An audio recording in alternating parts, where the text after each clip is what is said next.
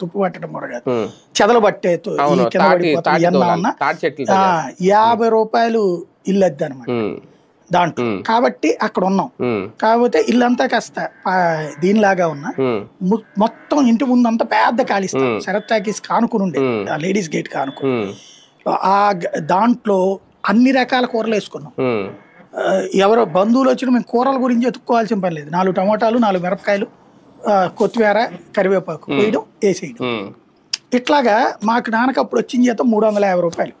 350 రూపాయల జీతం 50 రూపాయలు ఇంటద్దే, స్కూల్కి వీటికి అంటే అప్పుడు గవర్నమెంట్ స్కూల్ కాబట్టి ఒకసారి 15 రూపాయలు, మిగతా అది ఇంటిని బ్రతకడానికి సరిపోయేది.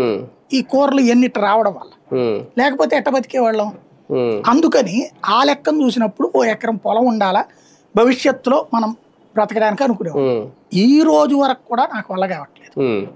అట్లాంటిది టీ తాగే 10 రూపాయలకి 10 ఎకరాలు అడుగుతున్నాడంటే అదే కదా ఏమనుకోవాలా.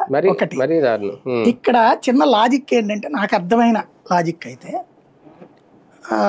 మనకి తెలుగుదేశం పార్టీ అధికారంలోకి రావడానికి ఓ రకంగా సీరియస్ ఎఫర్ట్ పెట్టింది, ఓ ప్రాణాలు తెగించి పనిచేసిన వాళ్ళు ఎన్ఆర్ఐలు. వాళ్ళ సంపాదించుకున్న కోట్ల రూపాయలు డబ్బులు తెచ్చి కూడా ఖర్చు పెట్టారు. ఏమీ లేకపోతే 10 లక్షల రూపాయలు తీసుకొచ్చి 10 మందికి పంచి, వాళ్ళ ఇంట్లో 10 మనుషుల కాళ్ళకి పంచి, జగన్ అంటే అభిమానం ఉండే వాళ్ళకి